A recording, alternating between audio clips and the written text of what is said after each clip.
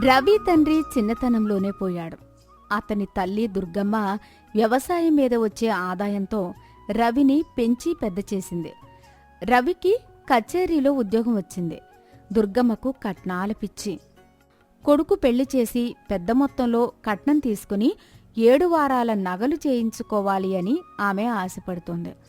అందుకే ఎన్ని సంబంధాలు వచ్చినా 1,00,000 రూపాయల కట్నం ఇచ్చేవాళ్లే నా గుమ్మం తొక్కేది, అడ్డమైన వాళ్లు వచ్చి నా పని చెడగొట్టొద్దు వెళ్ళండి అంటూ వచ్చిన వాళ్లను తరిమేసేది.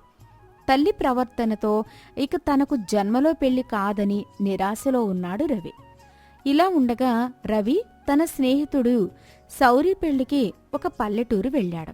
ఆ పెళ్లిలో రవి స్వాతి అనే అమ్మాయిని చూశాడు. ఆమె కలుపుగోలుగా తిరగడం, అందరితో ఆప్యాయంగా మాట్లాడడం, పెళ్లి పనులన్నీ నెత్తిన వేసుకుని సమర్థవంతంగా నిర్వహించడం చూసి ఆమె ఎంతగానో నచ్చడంతో ఆమెను గురించి సౌరిని విచారించాడు. అప్పుడు సౌరి, స్వాతికేంద్ర పేరుకు తగ్గట్టుగా ముత్యంలాంటి పిల్ల, ఎంతో ఓర్పు అణుకువ ఉన్న పిల్ల, అయితే కాని కట్నం ఇచ్చుకోలేని పేదవాళ్లు, అందుకే ఆ అమ్మాయికి పెళ్ళవడం లేదు అని చెప్తాడు. రవికి స్వాతే తమ ఇంటికి తగిన కోడలు అనిపించింది. తల్లి గయ్యాళితనం తట్టుకోవాలంటే ఎంతో ఓర్పు సహనం కావాలి. అందుకే రవి స్వాతి తండ్రిని కలుసుకుని, నాకు పట్నంలో ఉద్యోగం ఉంది, నాకు స్వాతి నచ్చింది, తనకి అభ్యంతరం లేకపోతే ఈ పెళ్లి పందిరిలో శౌరీ పెళ్లితో పాటు మా పెళ్లి కూడా జరుగుతుంది. నాకు కట్న కానుకలతో పనిలేదు, మీరు ఆలోచించుకుని ఏ సంగతి చెప్పండి. చాలా సంతోషం బాబు, మా స్వాతి అదృష్టవంతురాలు, కానీ ఈ పెళ్లికి మీ పెద్దవాళ్లు కూడా అంగీకరించాలి కదా. నాకు అమ్మ మాత్రం ఉంది, నెమ్మదిగా ఆవిడకు నచ్చచెబుతాను. స్వాతి తన మంచితనంతో తొందరలోనే ఆవిడ అభిమానం సంపాదించగలదన్న నమ్మకం నాకు ఉంది. అలా స్వాతి అంగీకారంతో సౌరి పెళ్లితో పాటు రవి పెళ్లి కూడా జరిగిపోయింది. 2 రోజుల్లో రవి స్వాతిని తీసుకుని పట్నం వెళ్ళిపోయాడు. చాలాసేపు తలుపు బాధగా దుర్గమ్మ వచ్చి తలుపు తీసింది. కొడుకు పక్కన ఎవరో అమ్మాయి ఉండడం చూసి ఆశ్చర్యపోయింది. ఆవిడ కొడుకు వైపు ఉరిమి చూస్తూ, ఈ పిల్లెవర్రా, తగుదునమ్మా అంటూ నీతో పాటు తీసుకొచ్చావెందుకో? అసలు నీకు మతి ఉందా పోయిందా? ఏమిటి పిచ్చి పని? ఈ అమ్మాయి పేరు స్వాతి, నీ కోడలు. శౌరి వాళ్ల ఇంటి పక్కనే వీళ్ల ఇల్లు ఉంది. ఈ అమ్మాయిని చూడగానే నాకు నచ్చింది. శౌరి పెళ్లి పందిరిలోనే మా పెళ్లి కూడా జరిగిపోయింది. స్వాతి చాలా మంచి అమ్మాయి, నిన్ను పువ్వుల్లో పెట్టుకుని చూసుకుంటుంది. నా మాటలు నమ్ము. గుమ్మలోనే అత్తగారి పాదాలకు నమస్కారం చేసింది స్వాతి. ముందు కుడికాలు పెట్టి లోపలికి రా తల్లి అంటూ కోడల్ని ఆప్యాయంగా ఇంట్లోకి తీసుకువచ్చింది దుర్గమ్మ. దుర్గమ్మ మంచిగా మాట్లాడేసరికి రవితో పాటు స్వాతికి కూడా ఎంతో ఆనందం అనిపించింది. అమ్మా, కోడలు కట్నం తీసుకురాలేదని బాధపడకు.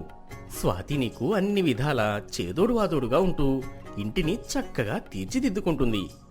చూస్తూ ఉండు, 4 రోజుల్లో నువ్వే నా కోడలు బంగారం అంటూ మురిసిపోతావు. భోజనం చేసి రవి కచేరీకి వెళ్ళిపోయాడు. స్వాతి తను తిన్న కంచం తీసి శుభ్రం చేస్తూ ఉండగా దుర్గమ్మ అపర భద్రకాళిలా ఆమె మీద విరుచుకుపడింది. ఆగవే నంగనాచి, అమ్మో అమ్మో అమ్మో, గుండెలు తీసిన బొంటువే నువ్వు. 1 రోజులోనే నా కొడుకును వలలో వేసుకున్నావు. ఈ మొత్తుమంది పెట్టావే, కానీ కట్నం లేకుండా టింగురంగా అంటూ కాపురానికి రావడానికి సిగ్గులేదే నీకు? పెద్దవాళ్ల అనుమతి తీసుకోవాలనే బుద్ధి కూడా మీ వాళ్లకు లేకపోయింది. అంతా నా కర్మ. భర్త బయటకు వెళ్లగానే అత్తలో వచ్చిన మార్పు చూసి తెల్లబోయింది స్వాతి. మా నాన్నకి ఒంట్లో బాగోలేక మాతో రాలేదు.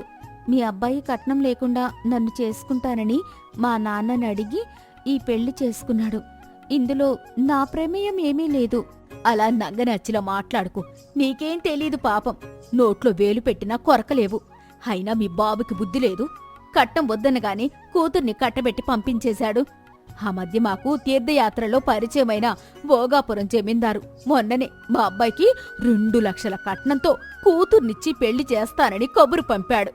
మధ్యలో మీ నాన్న శనిపీనుగులా దాపురించి నీలాంటి దరిద్రాన్ని మాకు అంటగట్టాడు. చూస్తూ ఉండు, నెల తిరగకుండానే నువ్వు ఇంట్లో నుంచి పారిపోయేలా చేస్తాను. ఈ సంగతి నా కొడుకు చెప్తే ఎన్నుయ్యో గుయ్యో చూసుకొని హరి అంటాను. అందుకు కారణం నువ్వే అని ఉత్తరం రాసిపెట్టి పోతాను. జాగ్రత్త. అత్తవారి ఉగ్రరూపం చూసి హడలిపోయింది స్వాతి. తన మంచితనంతో అత్తగారిని మార్చుకోవాలి అని నిశ్చయించుకుంది. స్వాతి వచ్చిన మర్నాడే ఇంట్లో పనివాళ్లనందర్నీ మాన్పించేసింది దుర్గమ్మ. ఇంటి పని అంతా స్వాతి నెత్తిన పడింది. దుర్గమ్మ ఈ గిన్నె సరిగ్గా తోమలేదు, నా చీర మీద మరక పూర్తిగా పోలేదు అంటూ చేసిన పనినే మళ్లీ మళ్లీ స్వాతి చేత చేయిస్తూ ఉండేది. అయితే రవి స్వాతిని ప్రాణప్రదంగా చూసుకునేవాడు. స్వాతికి కూడా భర్త అంటే పంచ ప్రాణాలు. అందుకే అత్తగారు పెట్టే చివాట్లకు కిక్కురు మనకుండా తన పని తాను చేసుకుంటూ పోయేది స్వాతి. దుర్గమ్మ పనిలో ఉన్న స్వాతిని పిలిచి తరచూ, మహాముండిదానివే నువ్వు, ఇంత గుడ్డు చాకిరీ చేస్తూ కూడా ఇంకా గబ్బిలంలా ఈ ఇంటినే పట్టుకుని వేలాడుతున్నావు. 2 నెలలుగా నానా చాకిరీ చేస్తూ ఇక్కడే పడున్నావు. మీ ఇంటికి పోవచ్చుగా. మా అబ్బాయికి మరో పెళ్లి చేస్తాను.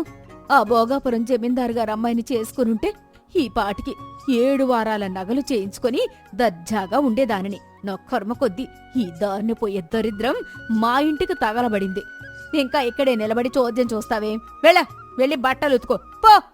ఈ విధంగా స్వాతి ఆ ఇంట్లో పడరాని పాట్లు పడుతూ అత్తను పల్లెత్తు మాట అనకుండా ఇంటెడు పని ఓర్పుగా చేస్తూ కాలం గడుపుతోంది. ఇలా ఉండగా రవి 2 రోజుల కచేరీ పని మీద మరో ఊరు వెళ్లవలసి వచ్చింది. అతను వెళ్లిన రాత్రే స్వాతికి విపరీతమైన జ్వరం. స్వాతి ఆరోగ్యం గురించి పట్టించుకోకుండా దూరపు బంధువుల ఇంటి పెళ్లికి పొరుగురు బయలుదేరింది దుర్గమ్మ. వెళ్లే ముందు ఆమె పడుకొని ఉన్న స్వాతిని తట్టి లేపి, గొప్ప మహానటివే నువ్వు, ఒళ్ళు కాస్త వెచ్చబడగాని మంచం ఎక్కేశావు. లంకనం పరమౌషధం అన్నారు. నేను వెళ్ళాక ఇన్ని నీళ్లు తాగి కిటికీలు తలుపులు మూసి పడుకో. రేపు మధ్యాహ్నం నేనొచ్చేసరికి వంట అది వేడివేడిగా సిద్ధం చేసి ఉంచు. తెలుసుగా నేను ఆగలేను. అత్తగారు వెళ్ళాక అతి కష్టం మీద లేచి వెళ్లి తలుపు వేసుకుంది స్వాతి. ఆ రోజంతా మూసిన కన్ను తెరవకుండా మంచం మీద పడుకునుంటుంది స్వాతి. చీకటి పడుతూ ఉండగా పెద్ద పెట్టిన వర్షం ఆరంభమైంది. అర్ధరాత్రి కావస్తుండగా ఎవరో తలుపు దడదడా బాదారు. స్వాతి చలికి వణుకుతూ వెళ్లి తలుపు తీసింది. గుమ్మంలో వర్షంలో పూర్తిగా తడిసిపోయి ఉన్న అమ్మాయి చేతిలో పెట్టెతో నిలబడి ఉంది. నా పేరు విజయ. స్నేహితురాలి పెళ్లికి వెళ్లి బాడుగ బండిలో వస్తూ వర్షంలో చిక్కుకున్నాను. బండి చక్రం పల్లంలోకి జారిపోయి బురదలో కూరుకుపోయింది.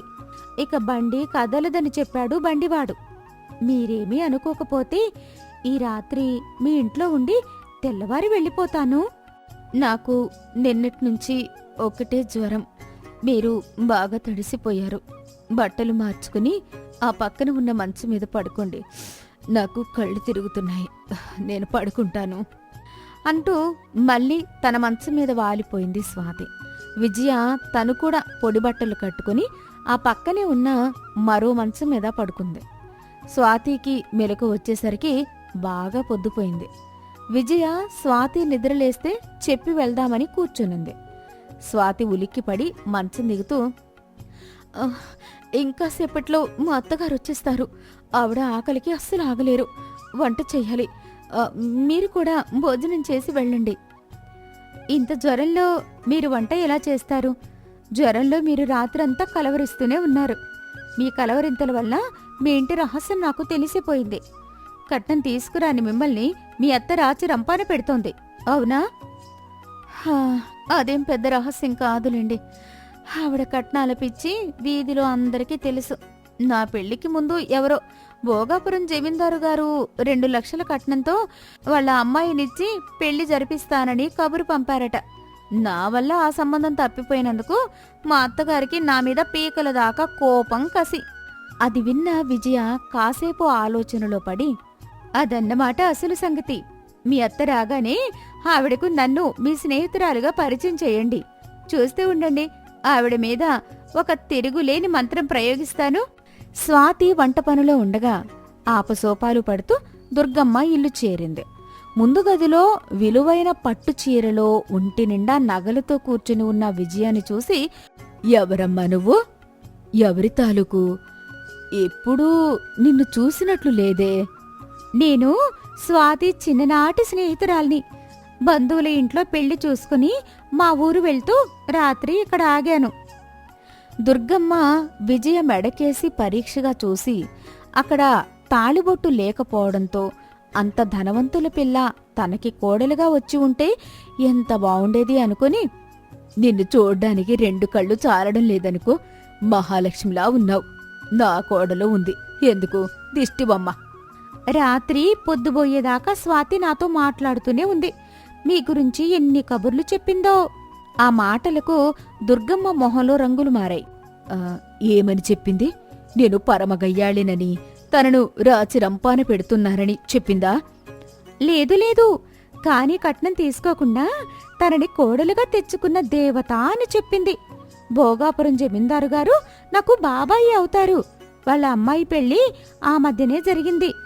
అయితే వాళ్ళ అత్త మహాగడుసుదట. ఇంటి పనంతా కొత్త కోడల్నే చేయమనేదట. పైగా నానా మాటలు అనేదట. ఇక లాభం లేదని నెల క్రిందటే ఆ అమ్మాయి వాళ్ళ అత్తగారి పీడ విరగడ చేసుకుంది. అంటే అత్తగారిని ఇంట్లో నుంచి వెళ్ళగొట్టిందా ఏమిటి కొంపదీసి? అలా చేసినా బావుండేది, కాని ఏవో మందు మాకులు పెట్టి ఈ లోకం నుంచే సాగనంపింది. ఆ మాటలు విన్నాక దుర్గమ్మ మొహంలో కత్తివాటుకు నెత్తురు చుక్కలేదు. ఎంత ఘోరం, ఎంత ఘోరం! ఇంకా నయం, 2 లక్షల కట్నంతో ఆ అమ్మాయిని ఈ ఇంటి కోడలుగా తెచ్చుకోవాలని ఆశపడ్డాను. నాకింకా ఈ భూమి మీద నోకలున్నాయి కాబట్టి మా స్వాతి పుణ్యాన ఆ సంబంధం కుదరలేదు. నిజంగా మీరు చాలా అదృష్టవంతులు.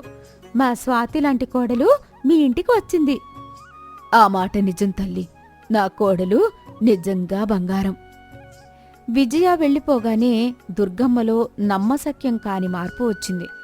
ఆమె వెంటనే వంటగదిలోకి వెళ్ళి, అమ్మా స్వాతి, నీకు ఒంట్లో బాగోలేదు కదా, వెళ్ళి పడుకో, వంట నేను చేస్తాను. స్వాతి తన చెవులను తానే నమ్మలేకపోయింది. ఇక మొదలు దుర్గమ్మ అన్ని పనుల్లో స్వాతికి చేదోడు వాదోడుగా ఉంటూ అన్ని పనులకు పనివాళ్లను పెట్టి స్వాతిని కళ్లల్లో పెట్టుకుని చూసుకునేది. తల్లిలో వచ్చిన మార్పుకు పరమానందం చెందాడు రవి. 10 రోజుల తర్వాత ఒక గుర్రపు బండి ఇంటి ముందు ఆగేసరికి ఎవరు వచ్చారా అని బయటకు వెళ్లి చూసింది స్వాతి. బండిలో నవ్వుతూ విజయ. ఇప్పుడు తెరపుగా ఉన్న మీ మొహం చూస్తేనే తెలిసింది, మీ అత్తగారు మారిపోయారు కదా? అవును, పూర్తిగా మారిపోయారు. ఈ విషయం మీకెలా తెలుసు అని ఆశ్చర్యంగా అడిగిన స్వాతికి జరిగిందంతా చెప్పి, ఈ దెబ్బతో మీ అత్త ఆ భోగాపురం జమీందారు గారి అమ్మాయిని చేసుకోనందుకు తెగ సంతోషపడ్డమే కాకుండా నీ విలువ కూడా తెలుసుకుంది. నాకు మంచి జరిగింది, కాని ఆ అమ్మాయి అన్యాయంగా అపవాదు పాలైందనే నా బాధ. ఈ విషయం తెలిస్తే ఆ అమ్మాయి ఏమనుకుంటుంది? ఏమీ అనుకోదు, పైగా సంతోషపడుతుంది. ఎందుకంటే ఆ భోగాపురం జమీందారు గారి అమ్మాయిని నేనే అంటూ నవ్వుతూ బండిలో వెళ్ళిపోయింది విజయ. ఆమె వెళ్లిన వైపే ఆశ్చర్యంగా చూస్తూ నిలబడిపోయింది స్వాతి.